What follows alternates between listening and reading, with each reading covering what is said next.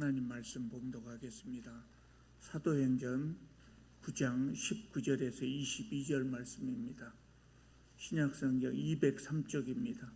사도행전 9장 19절에서 22절 말씀 제가 봉독해 올리겠습니다.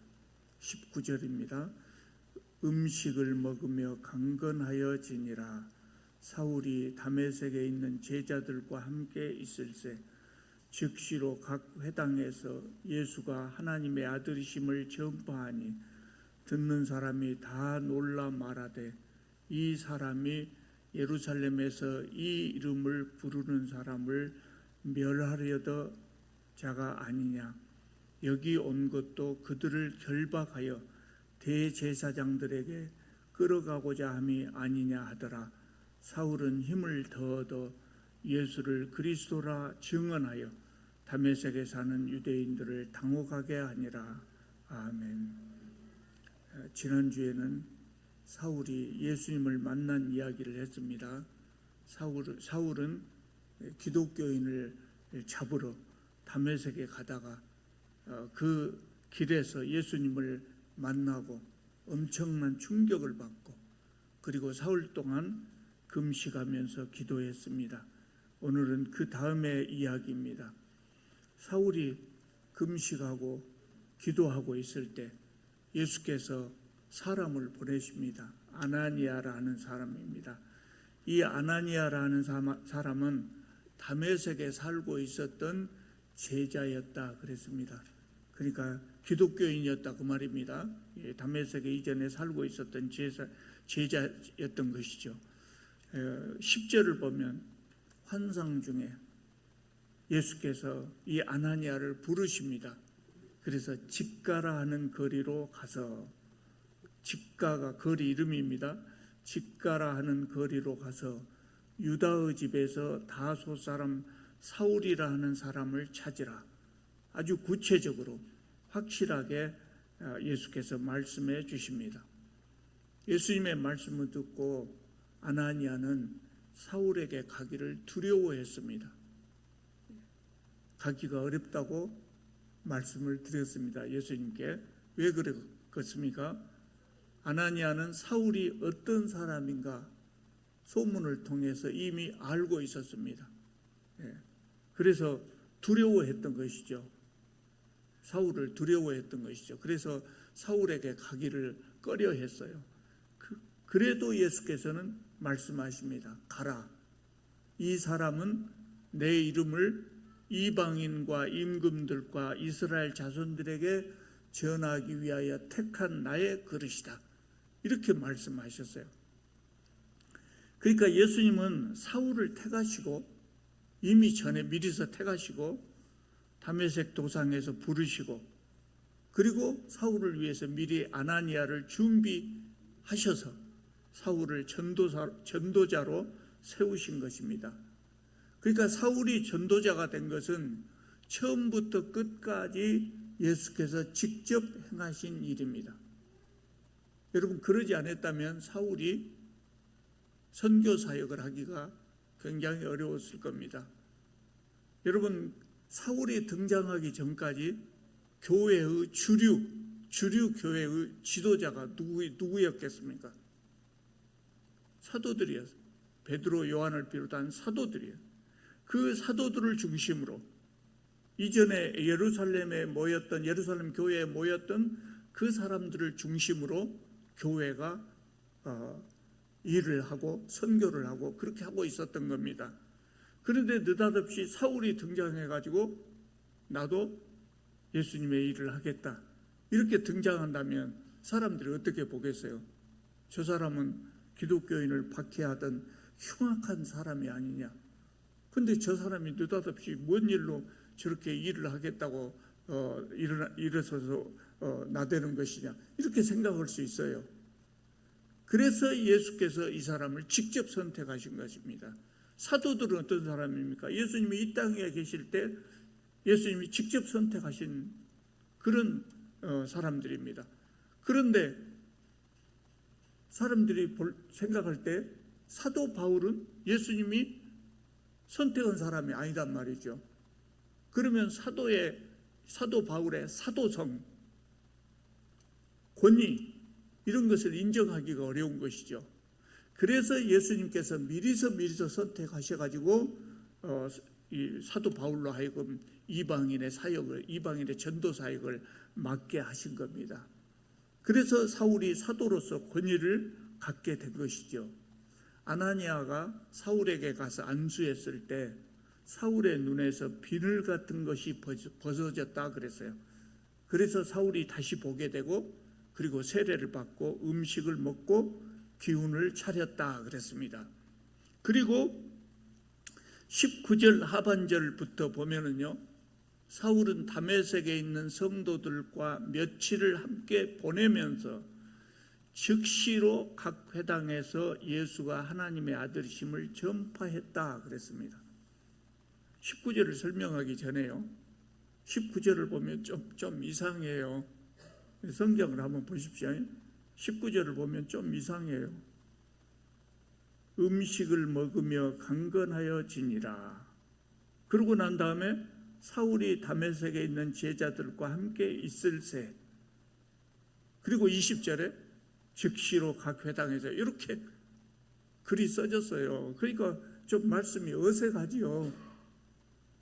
안 그렇습니까? 저만 어색합니까? 무슨 말씀이냐면 19절을 보면 음식을 먹으며 강건하여 지니라. 느닷없이 이 말이 나와요. 19절부터 읽으면.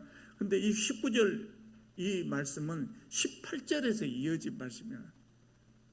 18절 보면 즉시 사울의 눈에서 비늘 같은 것이 벗어져 다시 보게 된지라. 일어나 세례를 받고 음식을 먹으며 강건하여 지니라. 여기까지가 한 문장이에요. 그리고 그 다음에 뭐가 나옵니까? 동그라미가 하나 나오죠. 동그라미가 나왔다는 말은 여기서부터 새로운 단락이 시작된단 말이에요. 근데 19절 안에 문장이 끝나고 새로운 단락이 시작돼요. 그래서 사울이 다메섹에 있는 제자들과 함께 있을새, 요 구절은 20절로 이어지는 문장이단 말이죠. 그게 어색하지 않습니까? 그러니까 제대로 이 장절을 나눈다면 19절 앞부분에 음식을 먹으며 강건하여 지니라, 이것은 18절이 돼야 되고 동그라미 있는 부분부터 19절로 이렇게 장절이 나누어져야 된다, 이 말씀입니다. 그러니까 9절이 잘못 나눠진 거예요. 이것은 사도행전을 기록한 누가의 잘못이 아니고 어떻게 된 거냐면요, 처음에 성경이 기록될 때는요 장절이 없었어요. 장절이 없어요. 심지어 구약 성경 같은 경우는요 히브리어로 기록되어 있잖아요. 근데 히브리어로 기록돼 가지고 띄어쓰기도 없어요. 마침표도 없어요. 그냥 쭉 이어서 써져 있어요. 요새 그 핸드폰에 문자나 카톡을 보면은요 띄어쓰기를 전혀 안 하고 보내신 분들도 있죠. 읽을 수 있습니까? 없습니까? 띄어쓰기 안 하면 읽을 수 있습니까? 없습니까? 우리는 읽을 수 있어요. 왜냐하면 우리말을 너무나 잘하니까. 그러니까 히브리 사람들도 이스라엘 사람들도 자기 언어에 익숙해졌기 때문에 띄어쓰기를 안 해도 다 읽을 수 있었던 거예요. 읽을 수 있었어요. 이렇게 심지어는 이렇게 단어 사이에 구분도 없이 문장이 기록되어 있었어요. 신약 성경은 헬라어로 기록되어 있었죠. 근데 헬라어로 기록된 이 신약 성경에도 장절 구분이 없으니까, 지금은 이제 오늘은 9장 22절을 읽었는데 처음에 이 성경이 기록될 때는 장절 구분이 없어요. 그러니까 좀 불편했을 것 같아요, 읽기가. 그러다가 훨씬 후대에서 어떤 신학자가 장을 구분하고 그 다음에 다른 신학자는 절을 구분하고 이렇게 했던 거예요. 그래서 최초로 장절이 구분된 성경이 언제 나오냐면 1560년에서 나와요. 성경은 언제 기록됐습니까? 100년 서기 100년 전후에 기록됐다고 봐요. 사도 바울이 기록한 성경은 훨씬 더 전에 기록이 됐지만 50년 60년대에 기록됐지만, 그러니까 성경이 기록된 후로 적어도 1500년이 지난 다음에서 장절이 구분이 되었다 그 말입니다. 근데 그때 장절을 구분한 신학자들이 이것을 잘 못 구분해 가지고 오늘 우리가 읽은 성경처럼 좀 어색하게 나왔어요. 성경에는 여러 군데 그런 부분이 있습니다. 그리 알고 이제 읽으시면 됩니다. 어쨌든 19장 하반절부터 다시 한번 보면, 사울은 다메섹에 있었던 성도들과 며칠을 함께 보내면서 즉시로 각 회당에서 예수가 하나님의 아들이심을 전파했다. 이렇게 기록이 되어 있습니다. 그러면 지금 제가 읽어드린 이 말씀 중에 가장 중요한 단어가 뭘까요? 여러분, 중요한 단어는 사람에 따라 다르게 느껴지겠죠. 여러분이 보시기에 중요한 단어가 뭐겠습니까? 즉시로 그랬습니다. 즉시로. 세례를 받고 예수님을 만나고 세례를 받고, 그리고 즉시로 예수님의 복음을 전하기 시작했다. 각 회당에서 예수가 하나님의 아들이심을 전파했다 그랬어요. 어떤 분들은요, 사울이 회심을 한 후에 아라비아에 가서 3년을 지내면서 묵상하고 계시를 받은 후에 선교 사역을 시작했다, 그렇게 말하는 분들도 있어요. 그런데 아닙니다. 오늘 말씀을 정확하게 기억해야 됩니다. 오늘 본문 말씀을 보면 즉시로 복음을 전파했다, 그렇게 기록하고 있습니다. 사울은 대단히 열정적이고 적극적인 사람이었던 것 같아요. 그래서 하나님을 믿어도 미지근하게 믿지 않고 확실히 믿었단 말이에요. 그래서 사울이 기독교인을 예루살렘에서 가가호 수색을 해가지고 기독교인을 검거하고 멀리 떨어진 이 다메섹까지 와서 기독교인을 잡으려고 했던 이유가 뭡니까? 그런 성격이었다. 하나님을 믿을 때 굉장히 열심히 믿어요. 행동에 옮기고 그렇게 열심히 믿는 사람이었단 말이죠. 그런 사람이었기 때문에 예수님을 만난 다음에 예수님을 전파하는 것도 즉시로 가서, 예수님을 만나고 머뭇거릴 여유가 없었던 거예요. 이 사람 마음에는 즉시로 복음을 전한 것입니다.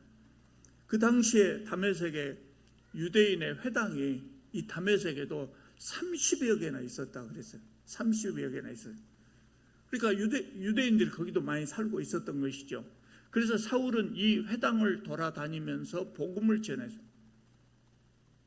사울의 말씀을 들은 사람들이 어떤 반응을 일으켰을까요?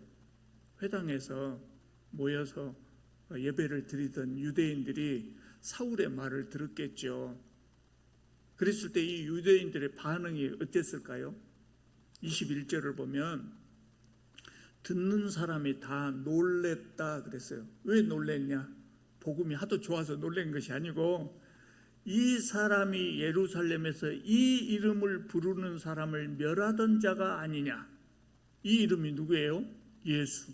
예수를 부르는 사람을 멸하던 자가 아니냐. 여기 온 것도, 여기 다메섹에 온 것도 그들을 결박하여 대사장들에게 끌어가고자 함이 아니냐 하더라. 예수 믿는 사람 잡으러 와가지고 반대로 예수 믿으라고 전도를 하고 있었다고 말이에요. 그래서 사람이 다 놀랬다는 거예요. 그러니까 그 사람들은 사울이 어떤 사람이며 무엇 때문에 다메섹에 왔는가를 잘 알고 있죠. 그런데 사울의 입에서 예수님이 하나님의 아들이시고 그리스도다 이렇게 전하니까 놀랄 수밖에 없었죠. 그들이 보기에 사울이 복음을 전하는 것은 너무나 충격적이었을 거예요. 그런데 22절을 보면 그러든지 말든지 사울은 더욱더 힘을 얻어서 복음을 전했다 그랬어요. 이런 사울이 있었기 때문에 세계 선교가 이루어진 겁니다. 사울의 모습은 다메섹에 사는 유대인들을 당혹하게 했어요. 왜 그랬어요? 놀랍게 변했기 때문에. 예수님을 만난 다음에 사울이 놀랍게 변했기 때문에. 기독교인을 체포하러 온 사람이 오히려 기독교인이 되고, 복음 전파를 방해하러 온 사람이 복음을 전하는 사람이 됐단 말이죠. 얼마나 놀랍겠어요. 여러분, 예수 믿고 변화된 사람이 전도를 하면 전도 효과가 좋습니다. 스님이 예수님을 영접하고 예수 믿으라고 전도로 다닌다면 효과가 있겠죠. 또 그런 이야기도 있어요. 저도 어떤 부흥 강사에게 젊어서 들은 이야기인데, 무당이 예수님을 믿고 전도를 했다고, 그래서 그 효과가 아주 좋았다고 그래요. 유대인들이 사울을 보고 충격받은 이유가 이거였거든요. 유대교 신자에서 기독교인으로 개종했기 때문에. 여러분, 삶의 모습이 변하는 것은 또 중요합니다. 예수님을 믿고 난 다음에 삶의 모습이 변하는 것, 이것도 굉장히 중요해요. 흉악한 강도가 예수님을 믿고 선한 사람이 되었다. 이런 것이 바로 그런 모습 아니겠어요? 예수님을 믿으면 삶의 모습이 변합니다. 예수님을 제대로 믿은 사람은 삶의 모습이 반드시 변합니다. 저는 기독교인, 어떤 사람을 볼 때 저 사람이 기독교인이 아니냐 하는 것을 볼 때 이것을 봅니다. 나 예수 믿는 사람입니다. 그렇다고 해서 그 사람을 기독교인이라고 생각을 할 수가 없어요. 그럼 기독교인은 어떤 사람이냐? 예수 믿은 다음에 변화가 이루어진 사람. 가치관이 변하고 삶의 모습, 행동이 변하고 삶의 모습이 변하고, 이런 사람이 기독교인이죠. 그러니까 예수님을 잘 믿은 사람은요, 얼굴 표정에서조차 나타나야 돼요. 예수님 믿는 사람은 마음이 편하잖아요. 하나님 주시는 평안이 있기 때문에 얼굴이 환해질 수밖에 없어요. 그러니까 예수 믿기 전과 믿은 다음에 사람이 변해야 돼요. 저는 얼굴 표정이 젊어서부터 항상 좋은 표정이 아니었어요. 젊었을 때 조금 고통스러운 일이 있었기 때문에 그것이 그 버릇이 되어가지고 얼굴이 늘 아팠단 말이에요. 몸이 아팠어요. 그러니까 얼굴이 펴지질 않았어요. 그래서 제가 예수 믿은 다음에 일부러 웃는 연습을 열심히 했습니다. 엘리베이터 타고 쭉 내려가면서 오늘 하루는 이렇게 웃고 살아야 되겠다. 거울 보고 누가 보면 미쳤다 그럴 건데 거울 보고 그렇게 연습하기도 했어요. 예수님을 믿으면 사람이 변해서 표정부터 변해요. 우리가 그런 사람이 되면 얼마나 좋겠습니까? 사람들이 볼 때 우리 오늘 교회 가는데 목사님 설교보다도 서장님 얼굴을 보면 더 은혜가 되니까 교회에 꼭 나가야 되겠다, 이렇게 돼야 된단 말이죠. 우리 참빛교회 성도님들은 다 그렇게 될 줄 믿습니다. 예수 믿은 다음에도 이전과 똑같이 변화가 이루어지지 않고, 가정에서 처자식 억압하고, 직장에서는 부하 직원들한테 갑질하고, 그렇게 산다면 누가 그 사람을 기독교인으로 인정하겠습니까? 그렇게 하나님을 믿으면 자기 자녀에게 전도를 해도 자녀도 하나님 믿으려고 생각하지 않아요. 하나님 믿으려고 생각하지 않습니다. 그래서 예수님을 믿으면은 변해야, 사도 바울처럼 이렇게 변해야 돼. 가치관이 변하고, 또 가치관이 변하면 행동이 하게 되어 있어요. 그렇게 변해야 된다. 예수님이 가르치셨던 그 가치관으로 우리가 변할 때 그 사람을 기독교인이라고 할 수 있는 거예요. 성경 찬송 들고 예배당에만 왔다 갔다 한다고 해서 기독교인이라고 할 수 있는 거예요. 그러니까 예수님을 믿는다고 하는 것은 예수님을 닮아가는 거예요. 예수님을 닮아가는 거예요. 사도 바울의 전도가 충격적이었던 또 하나의 이유가 있는데, 그것이 뭐냐면 사울의 논리였을 거예요. 하나님 말씀을 전하는 논리였을 거예요. 사도 바울은 어떤 사람입니까? 공부를 많이 한 사람이에요. 그래서 헬라 문화에도 익숙하고 히브리 문화에도 익숙하고, 구약 성경, 그 당시에는 신약 성경 없을 때니까 성경을 제대로 체계적으로 배운 사람이에요. 요새로 말하자면 신학교를 제대로 나왔다고. 그것도 제일 좋은 신학교를 누구한테 배웠다겠어요? 가말리엘. 당대 최고의 권위를 가진 율법학자였던 가말리엘에게 배운 사람이에요. 그러니까 얼마나 성경을 제대로 알겠어요. 그래서 사울은 성경에 근거해서 예수님이 어떤 분인가를 전했단 말이에요. 성경에 예언된 메시아가 바로 이 예수님이다. 그렇게 가르쳤던 거죠. 그래서 놀라운 설득력을 발휘했던 것입니다. 사울로 인한 충격이 얼마나 컸던지 이 다메섹의 유대 종교 지도자들이 이대로 놔두면 안 되겠다. 대책을 논의했어요. 그리고 결론이 뭐예요? 죽여야 되겠다. 어떻게 사람을 죽이는 것을 그렇게 쉽게 결정한가 몰라요. 저거 죽여야지. 가만 놔두면 안 되겠다. 그래서 사울을 잡으려고 밤낮으로 성문을 지켰다 그래요. 밤낮으로 성문을 지켰다. 그래서 25절에 보면 사울을 어떻게 살립니까? 사울의 제자들이 사울을 광주리에 담아서 성벽에서 달아내렸다 그랬어요. 성문으로 나가면 성문에 지금 사울을 잡으려고 하는 사람이 그거 기다리고 있잖아요.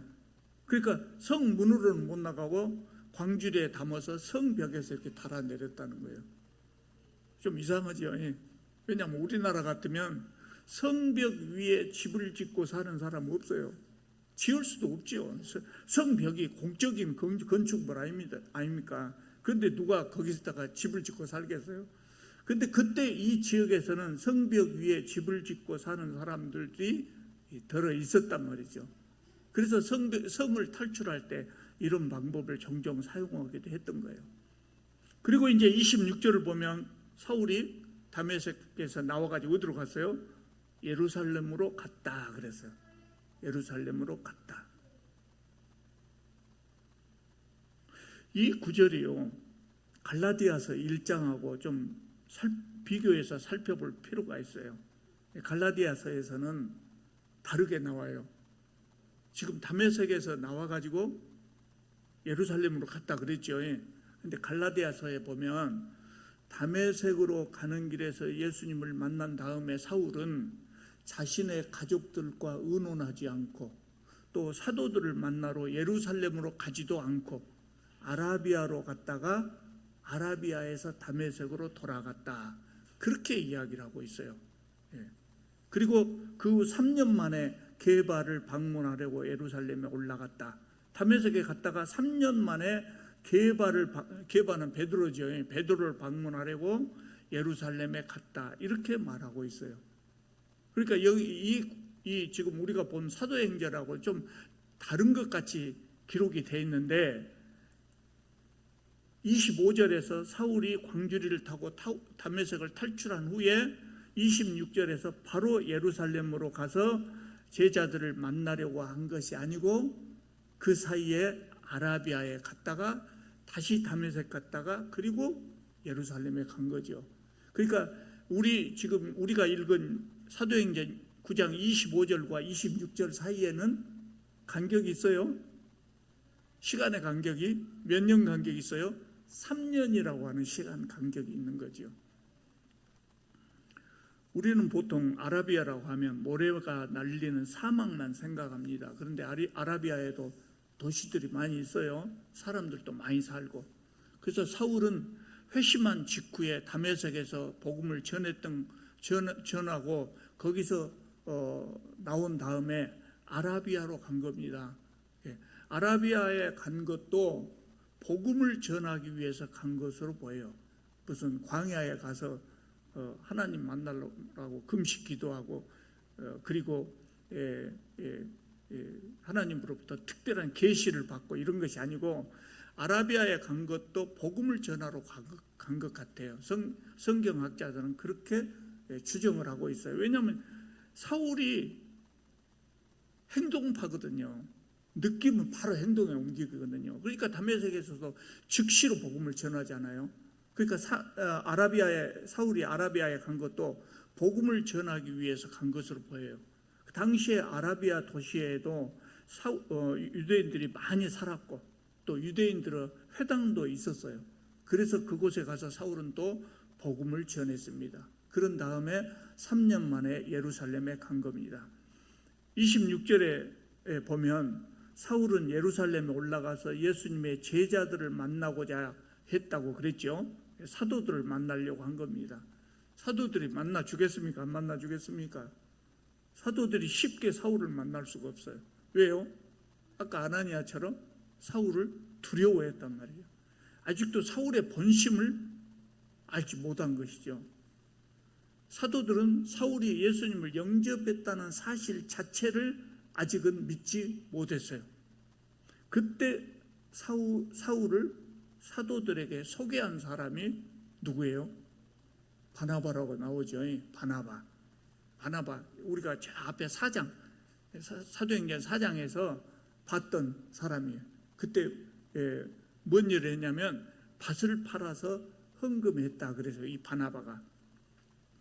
바나바라는 사람은요, 12사도에는 들지 않지만 기독교 역사상 굉장히 중요한 일을 많이 했고, 특히 뭘로 유명하냐면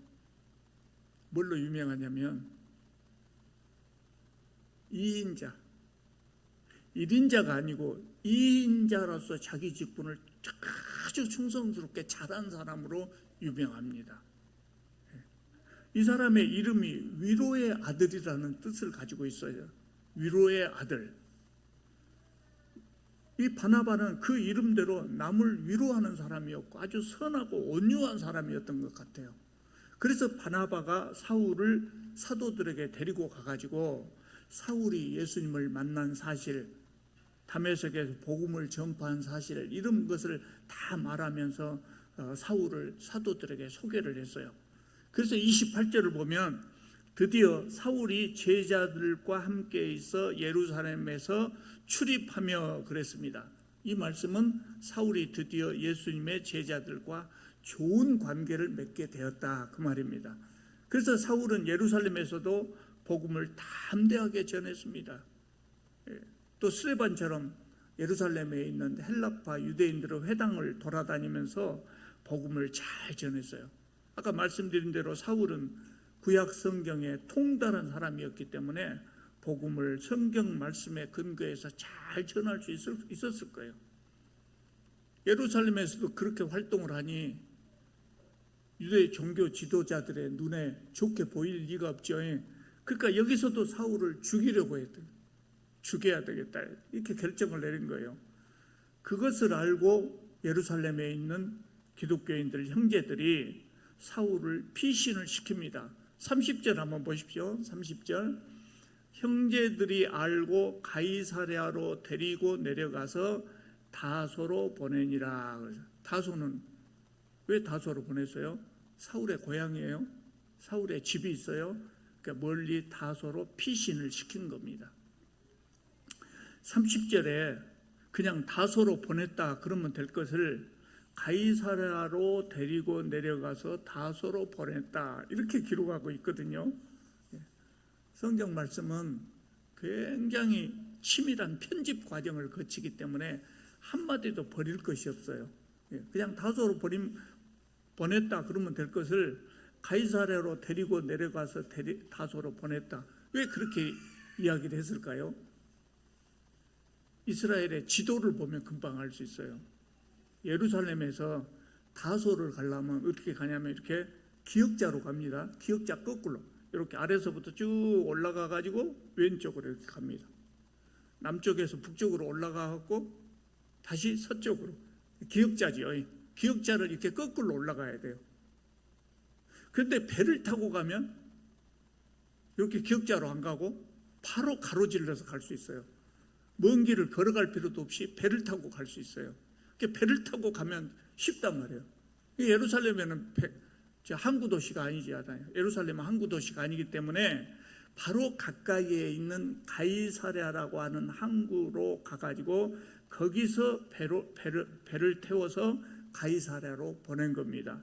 그런데 혼자 보내면 위험할 수가 있기 때문에 다른 사람들이, 지금 유대 종교 지도자들이 사울을 죽이려고 하잖아요. 그러니까 위험하기 때문에 형제들이 함께 동행했어요.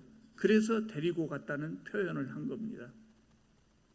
그 결과 어떻게 됐습니까? 31절을 보면 그리하여 온 유대와 갈릴리아와 사마리아 교회가 평안하여 든든히 서가고 주를 경외함과 성령의 위로로 진행하여 수가 더 많아지니라 그랬습니다.